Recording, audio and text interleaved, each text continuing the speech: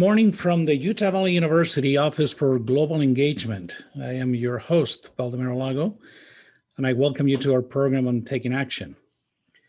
Taking Action is a virtual discussion among academicians, students, and community members to address the relevance, implementation, and promotion of the 2030 Sustainable Development Goals. The Sustainable Development Goals are a universal call to action to end poverty, protect the planet, and improve the lives and prospects of everyone everywhere.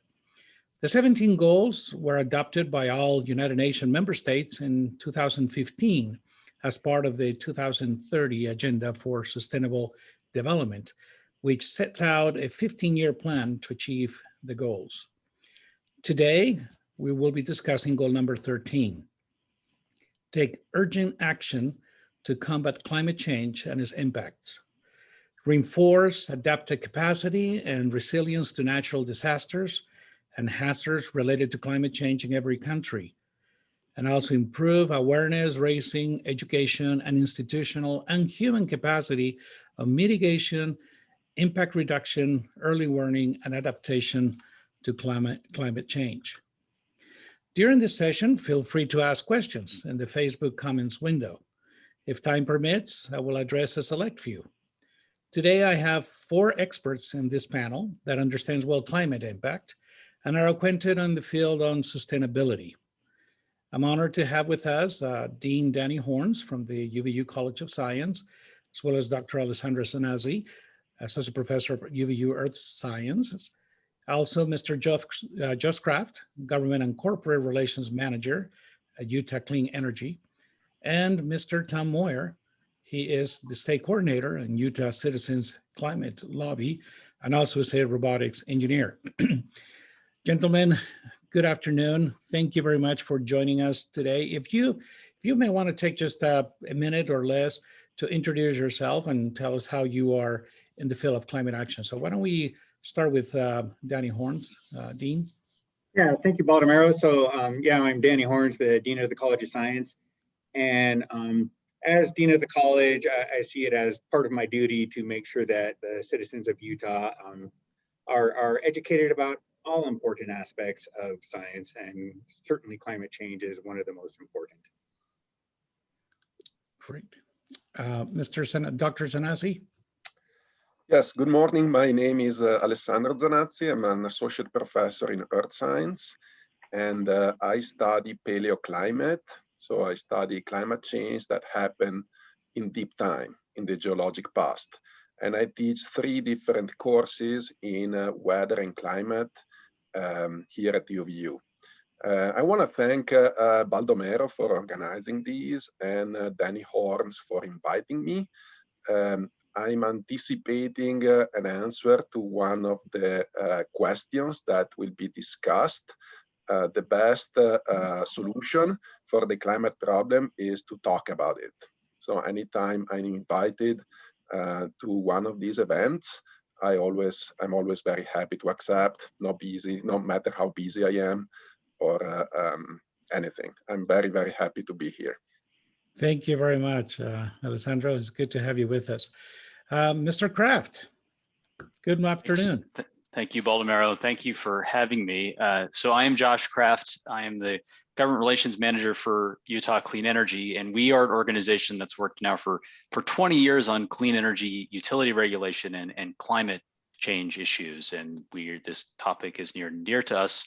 We feel strongly that this community and Utah can be a leader in this topic. And we've been working with a group specifically on an initiative we call the Utah Climate and Clean Air Compact to help depolarize this issue and show the opportunities for climate action within our community. I've gotten a lot of really strong voices in our civic and business communities to participate. So I'm glad to be part of the conversation today.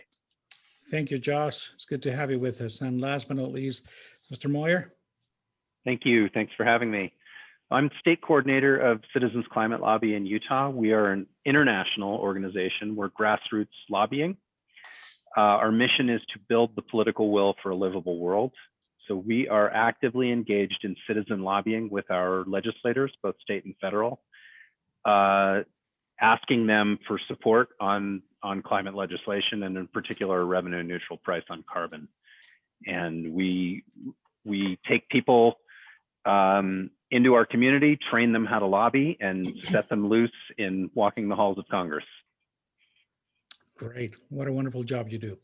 Thank you very much. Well, we're going to start breaking the ice a little bit. And unfortunately, I'm sorry that we have this cliche, but with a little video that actually was created by the World Meteorological Organization, is posted at the United Nations. It's only 59 seconds, but I think it will share a message that later on is we're going to be able to discuss. So if all goes well with technology, I should be able to post the video.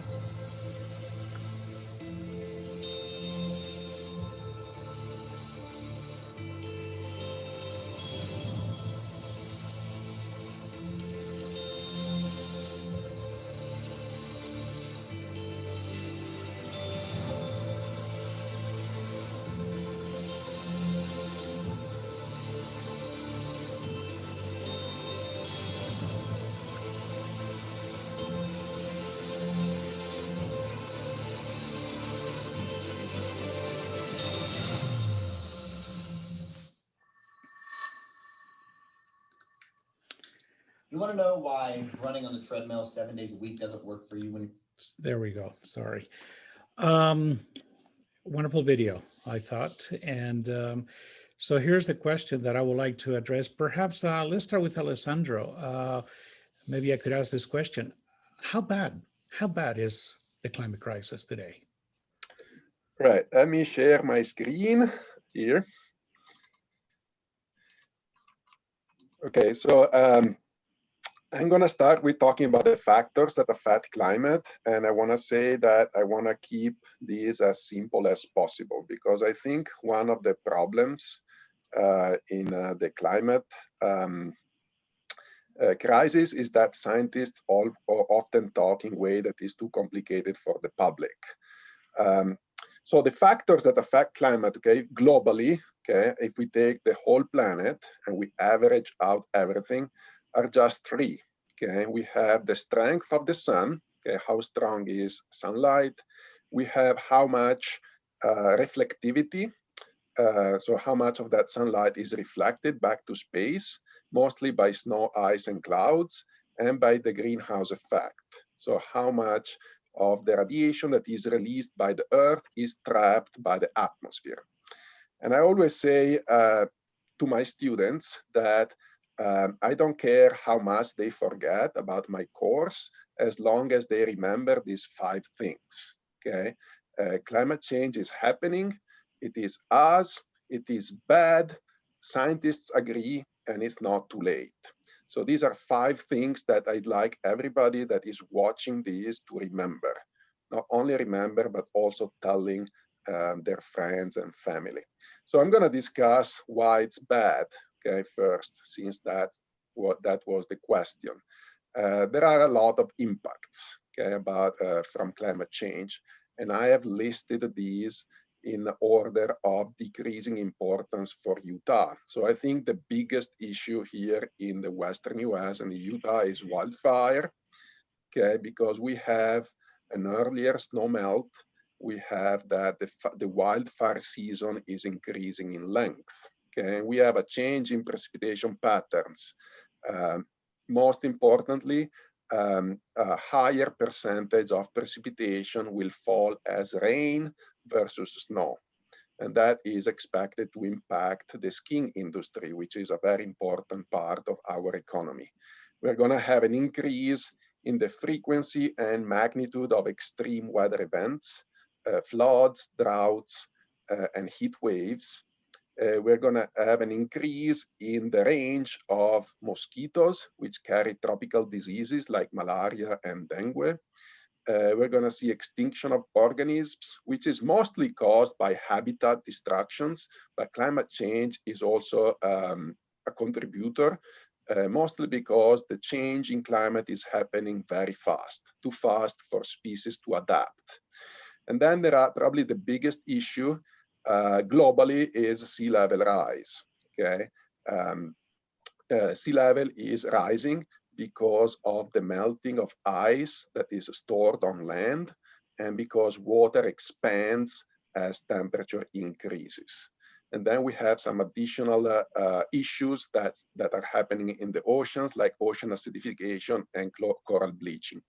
So these are the major impacts, okay, that we have for climate change. So I'm sure you can tell that this is a very, very big challenge for us.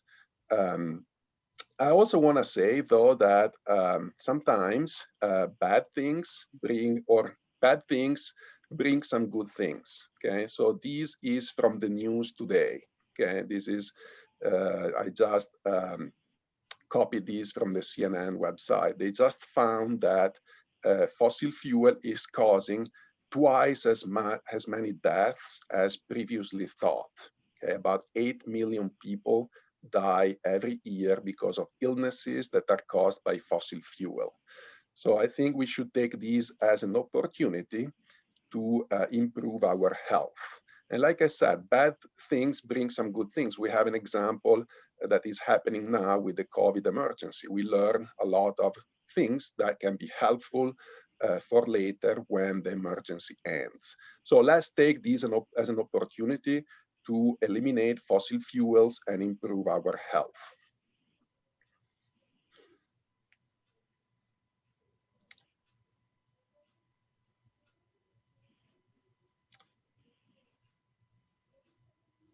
Are there any other questions? Are you done with your presentation, or? I'm done with why it is bad, but I can continue with the other questions. Yeah, okay.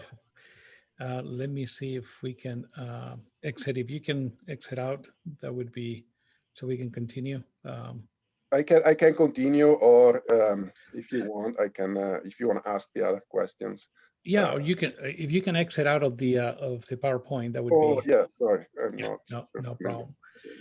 It is pretty devastating to hear what we have to hear. It is surrounding us constantly. Some of the things that are happening, and I do appreciate Alessandro for sharing all this information with us. So, Baldemero, if I could jump yes. in, just Sure. with an example in the news in the last few days related to what Alessandro was just talking about. There was, of course, that big flood in India that has probably killed about 200 people. Geologists are still investigating how this flood happened, but it was either in the high Himalaya of India, a landslide caused part of a glacier to melt, or part of the glacier spontaneously broke off and fell into the riverway. Either one of those two are exacerbated by climate change. Landslides this time of year in the high Himalaya should be rare because the ground should be frozen, but with the melting of the ice, there's more saturation of the ground, and the glaciers are moving faster because they're warmer. So this landslide in India that happened just a couple of days ago is likely tied to climate change, and an example of the side effects that Alessandro was just discussing. You know, and there are even individuals out there in the community that still believe that, well, this is just another cycle and things will settle back to normality, right? And Josh or Tom, why is there so much resistance towards accepting the climate crisis, despite the notable images and disasters that we have seen in the video, as well as the comments made today by Dr. Zanazzi, that we're experiencing these disasters, and folks out there are thinking, well, this is the natural cycle. Why are individuals resisting to accept climate crisis? I'll just say I think that I think for a lot of folks, the idea of the climate is abstract. And I also say that into them and their daily lives, people are busy. I think there's also a resistance to to some extent from communities are fearful of economic change and that they're going to be left behind if we accept and take action. But I tend to think that the most important element here is we just don't talk and connect these items often enough. And that, our recent data from the Yale Climate Opinion Maps, which has done extensive research, is that 1 in 3 people in the United States tend to talk regularly with friends and family who are really your influencers in your life to about these important topics. And it's very easy to push aside things that aren't with you immediately in your existence. And and I think what we've been trying to do is understanding that people look to their leaders, not leaders that are necessarily on TV, although television, popular media played an important part, but people within your community you look to, your church leaders, your public health leaders, your government officials, and to try to make it local and immediate for them. And so there's a positive feedback dialogue between those folks, and it reduces the fear. It shows that this is not, there will be some challenges with climate action, reducing emissions, making changes to adapt to in some cases those extreme conditions, but at the same time, there's so many positives from climate action, and highlighting those, again, with your church leaders, with your political leaders. And again, that helps to make it local, departisan, depolarize some of the fears that people have, and to, make them understand it's not just folks on MSNBC who are squawking about climate as a political issue, but something that's immediate to them. Interesting. Go ahead. Oh, I would just add that I think the number one cause of resistance to talking about climate change or addressing it is fear of the solutions, or fear of what admitting it leads to next. If your doctor, as my friend Bob Inglis says, if your doctor tells you have cancer and to fix it, we're going to take your head off, your answer is going to be, actually, I'm feeling fine. I don't have a problem at all. So to me, it's very important, as somebody who's actively engaged in talking to people who are not yet accepting of the science or accepting of the steps that we need to take. It's very important to me to talk about the solutions and not just the problem. So when, Alessandro, when you say we have to get off of fossil fuels, I agree completely, but I never stop there in the conversation. I talk about what's going to replace it, and how we're going to have standards of living just as good or better than we have now, without, say, the air pollution, without increased costs, and without fossil fuels. So it's really important to show people both the negative and the positive at the same time, and show them a path forward. And the other piece of that is that we, in the United States anyway, have become increasingly tribal. It's very, very hard to bring people together, to talk to people of the opposite tribe, and people have to hear it from people that they already trust. Tom, what I'm hearing is that, are you suggesting that climate positive actions are good for the economy and society? The most of them are, yeah. The ones that we would recommend certainly are. That is. Yeah, I think that's a major, Baldomero, if I might, I think it's a major shift in the last, I mean, it's happened before that, but I think in the last 3 to 5 years in the United States is a recognition that, that increasingly reducing emissions is not only, as Alessandro was pointing out, the benefits are tremendous in terms of public health, which of course is synonymous with the economy in so many ways, but also that renewable energy is different than fossil, but it's very cheap. And particularly it's cheap, and it's increasingly the least cost resource in the West. And making that transition will help to save customers money while providing opportunities to create jobs. Goldman Sachs did a big report called Carbonomics that talked about there's an opportunity to create, at least in the near term, 15 to 20 million new jobs in dealing with climate solutions. And then of course there's the elements of transportation in our lives and getting around. Those are those are things, getting increasing public transit, reducing emissions. You have Provo has the new bus rapid transit line that has been a tremendous success. These things they're not always easy, and they require change. And sometimes in cases of rural communities, they require some sacrifice or some near-term pain that's very real. But I think that there's I think that folks sometimes, because of some of those tribal connections, jump too quickly to all the problems that we'll see, rather than I think a lot of the benefits that we could see with smart policy that also make sure that folks who may experience some displacement are made whole in that transition. We have a new administration, and that one of the very first things that President Biden addressed was the Paris Agreement. What is it, and why is it so important, especially in this new administration? Josh, Tom? Should I start?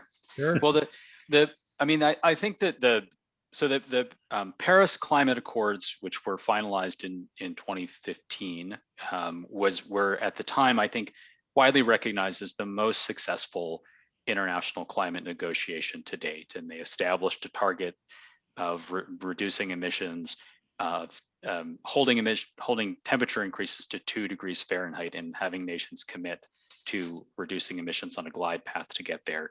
Increasingly, the science shows that we need to go faster than that, but it was, and particularly the United States, China, Europe, and Brazil coming, some of the largest emitters coming together, was a huge and important signal. And I think that the Trump administration, I think, wrongly decided that was an economic problem for the United States to participate in the agreement, and left. And while we have so much work to do that I think will have to happen here, and will be, folks in the US will have control over. Importantly, we are the ones who will determine how we're going to set this path. Setting it brings back diplomacy as an element. And again, we can't do this on our own. I think all sides recognize that we're going to have to work and cooperate and share with India, China, Africa, to countries to deal with this challenge. It's great to see former Secretary of State John Kerry back in the administration, kind of prioritizing that. Shows that it's a priority for this administration. Any other comments? Yeah, go ahead. Yeah, I would add there, it's important to know about the Paris Agreement that it is completely voluntary. It's a weak agreement. It doesn't hold anybody to anything. And it was written to be a voluntary agreement for a reason. And that was to get the United States into the agreement without congressional approval. So when people complain that the agreement is too weak, that it doesn't hold China to anything, well, that was on purpose. Yeah, we would love a stronger agreement, but nobody wants to sign up for an international body enforcing emissions reductions on the United States. We chose a weak agreement. And I mean, as such, it's just a statement of intent by all the countries. We intend to reduce our emissions by this much, and they intend to reduce their emissions that much. As a statement of intent, it's great. If we're not participating in it, it's hard to hold anybody else accountable for their emissions reductions. This is our ticket to being part of the international conversation. And I'll just, Baltimore, I'll just want to say that, there was a learning from the Kyoto Protocol, which was rejected in the United States in 1998 in the late 90s. And I'll just say that, that it does provide, as this group from UVU is so engaged in with civil society actors and local governments, something to participate in. That was tremendously important in terms of an aim of a target to take action towards. So anyway, it's a benchmark that, while voluntary, and I think smartly voluntary, does provide a lot of folks globally a cooperation point about how we're supposed to reduce emissions. Folks, I also want to point that it is 2 degrees C, not 2 degrees Fahrenheit. Apologies. Yeah, and apologies. It's important. That's very important, and I apologize. No, and I also want to say that is over the pre-industrial value, and 1 degree C has already happened. Yeah. So it is a very ambitious goal to stay within 2 degrees C. Even if we stop emitting CO2 completely today, the temperature will go up by 0.5 degrees C by the 2100, because there is a time lag. The Earth has what we say a heat capacity, which basically means that it takes some time for the planet to heat. So 1 degree C has already happened. 0.5 degrees C will happen if we stop today, even if we stop today releasing greenhouse gases. So 2 degrees C is very, very ambitious.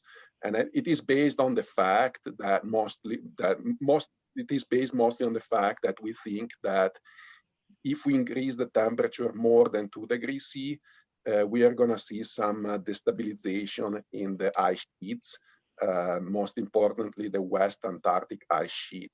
There is about 13 meters of sea level rise that is stored in ice that is below sea level. So if we go above 2 degrees C, we think that that ice that is below sea level may melt and increase the sea level very fast.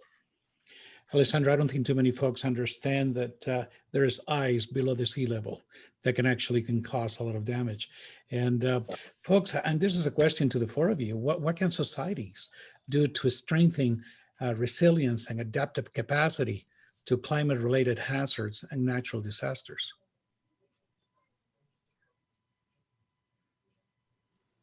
That's to all of you. Fortunately, yeah, I'll just throw in a little bit that much of our infrastructure is built around the current climate conditions, and will not survive, particularly things near sea level, to changing sea levels, changing storm intensity, changing precipitation patterns.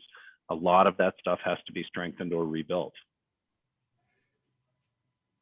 You know, we have a wonderful question asked by Derek Garfield in our chat room right here, which I think is relevant to bring to everyone's attention.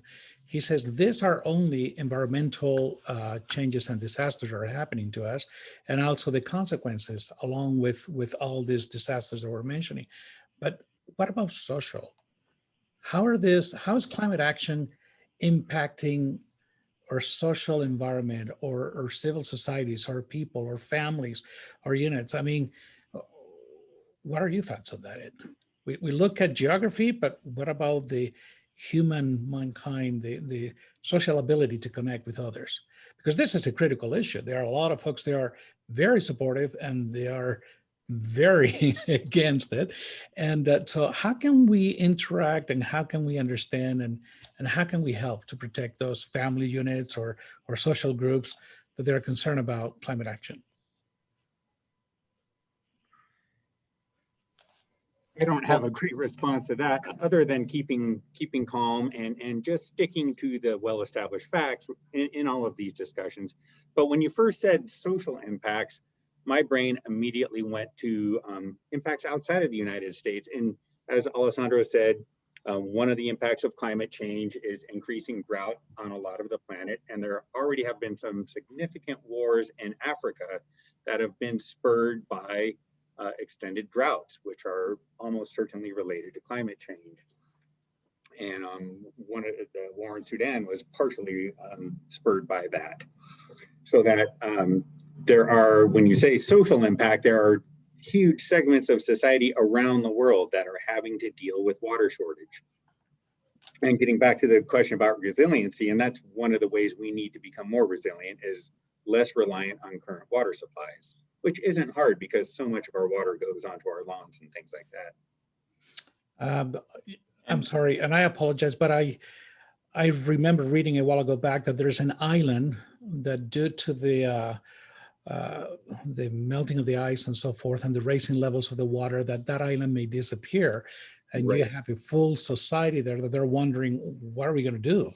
I can't remember the name of the island right now at the top of my mind, but it's the Maldives, I think. Is the Maldives? Tuvalu also. Which one? There are many. Tuvalu made the news a lot because a lot of their crops are failing because of saltwater intrusion, because of sea level rise. Maldives is a much more populous and bigger issue. I mean, I wonder, you know, I would love to interview some of the folks that live actually in the Maldives or some of these cities to say, what could you imagine all of a sudden thinking, wow, we may disappear before too long, or children or generations to come, right? Talking about social impact, right? Yeah. Danny, and you are an educator, and so does Alessandro. What can we do as an academic institutions to take action, to improve education, and inspire our young minds to raise awareness on climate change mitigation, adaptation, impact reduction, and even early warning? I'll jump in and then let Alessandro follow up. From my perspective, on the broader sense, simply teach people to think critically and to consider their sources of information critically. Facebook is not a source of climate science, nor is any social media. The established peer-reviewed literature is the best source of information on anything, really, on anything science related. But so if we can help people become better attuned to good sources of information and recognizing bad sources of information, that's a broad answer to your question. Alessandro, you have probably more specifics related to climate in particularly. No, I totally agree with you. Those are the solutions. First of all, we need to talk about it, and there are challenges because we have a lot of material to cover in our classes, but we should try to include climate change in as many classes as we can. We should, like you said, teach students how to find reliable information, credible information, not to believe everything at face value. We should teach students how to recognize the thinking biases that we have. So teach a little bit some psychology as well, because if we learn how to realize the mistakes that our mind makes, and there are many. I was reading today the AGU blogosphere, and there is a post with a picture of all the thinking mistakes, the thinking error that we make. And I find I think there are at least 30 or 40. So we should teach these to students. And I think this is not often very mentioned, but I think we should, yes, teach students how to think critically, but at the same time being humble, because there are hundreds of people that dedicate lives studying this issue.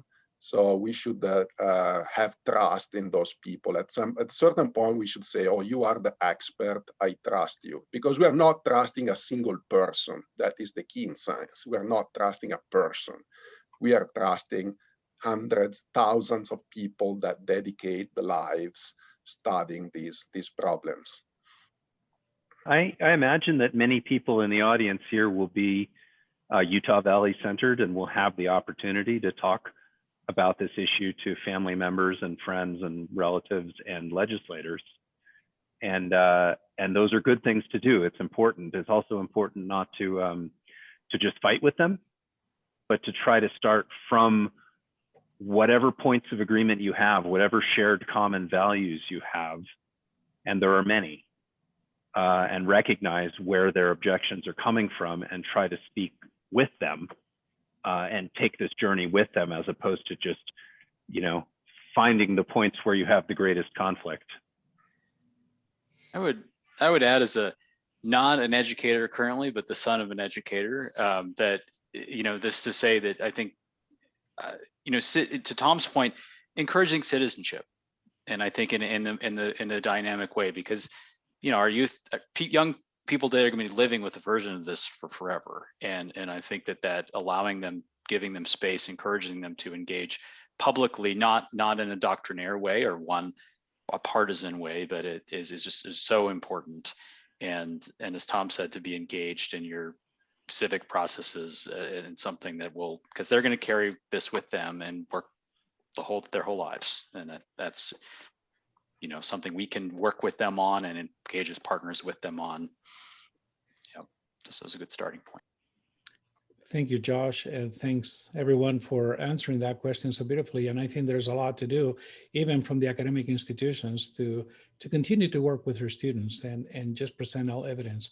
And I think that folks like Alessandro and Dean Horns, they're doing that currently, and that's very positive to see it, not only at UVU but other academic institutions.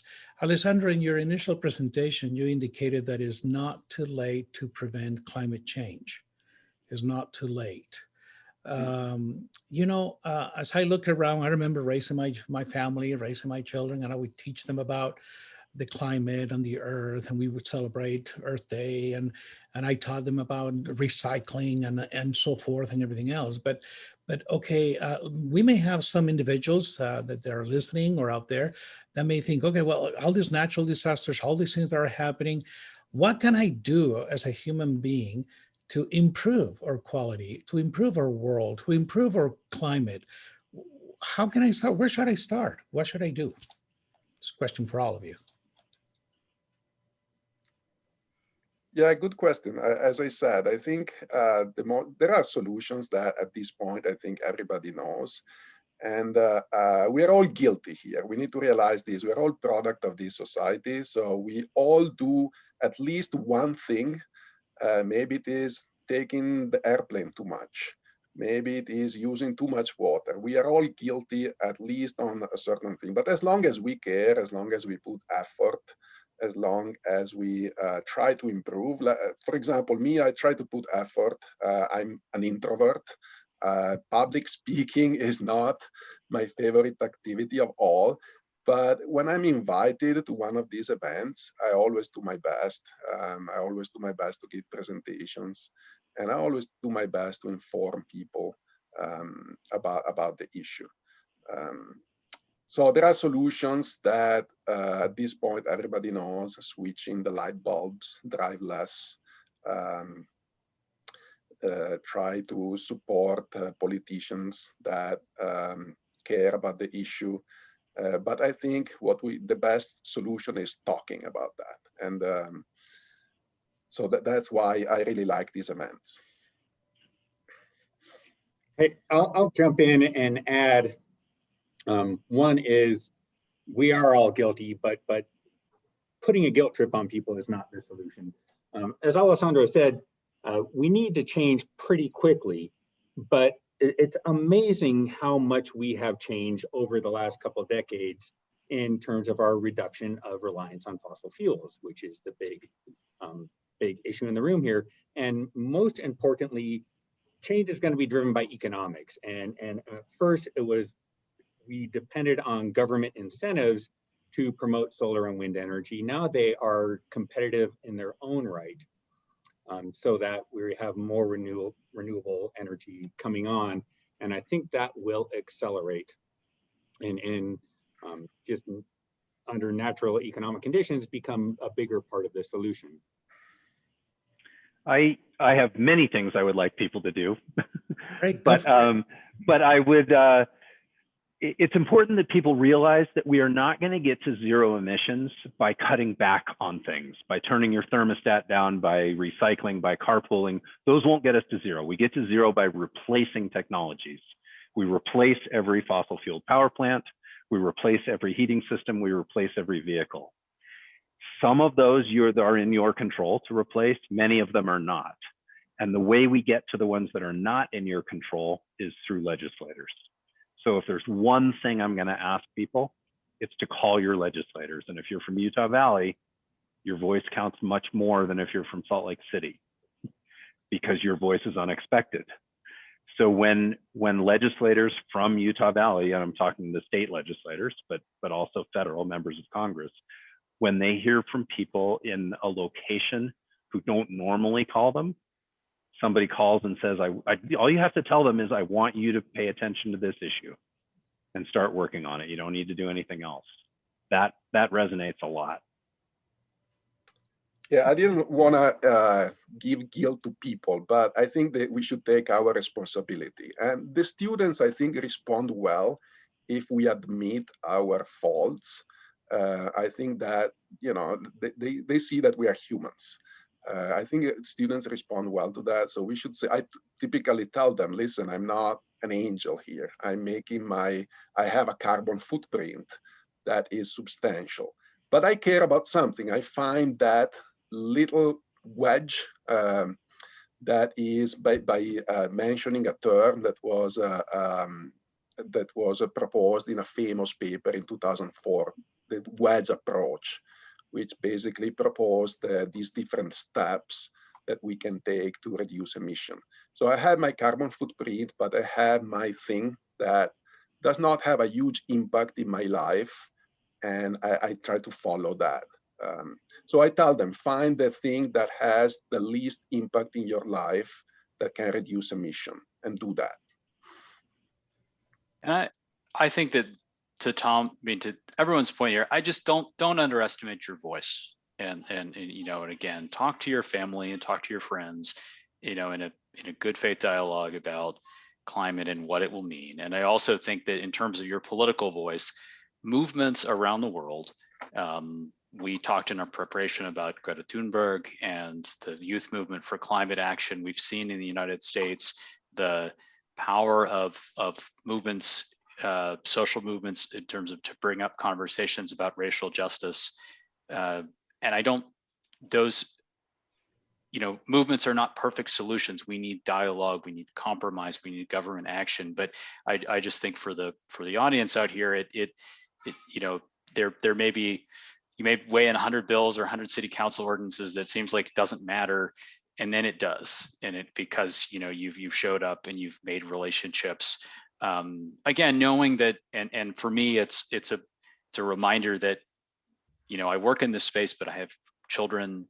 You know, I am a child, and that, you know, it's kind of cheesy to say that, but you know, you know, that kind of keeps you headed, keeps you going. And I think that's something, again, we're committing to a lifelong action. But again, there's so many benefits to being engaged in this. And again, if you're showing up, using your voice is important. It does change things. Thank you, Joshua, and everyone else as well for answering this question so beautifully. I think you have given us now a charge to move forward and not only be communicators and express our concerns to our legislatures, but I hope that voice also converts into actions. And I hope individuals will start making some arrangements or changes in their lives, right? We talked about transportation, we talked about recycling, we talked about many, many things. As I been hearing lately in regards to the new administration and climate action, you know, some folks may feel that we're moving in the right direction. How about at the local level? Are we moving in the right direction? What I'm hearing from Tom is we still have a lot of work to do, especially with the legislatures. But besides visiting and talking, and right now, I mean, they're in the middle of session of the legislative session, and I don't think that they will have time to even listen to us. So this is going to take some time to be able to saturate this idea into them, right? But how about even the rural communities today? I mean, there's so much dispute going on in the media about, well, now they're going to do A, B, and C is going to impact the rural community. And we have a governor that is very pro-rural. So are we optimistic? Are we moving in the right direction overall? What are your thoughts? I had a question along these lines for Josh, and that is, can you comment on opportunities for rural communities by replacing current energy sources with renewable sources? So, Danny, yes. I mean, I'll just say that for our rural communities, I think that energy, they have been our energy providers and producers for a very long time, and they're providing for the West. And it's very important, and I think as our Governor Cox sees, to be fair and mindful of the path forward for that they need. There will be retirements of coal plants, there will be developments that don't happen in terms of fossil industries that some have expected. But folks need to have a role.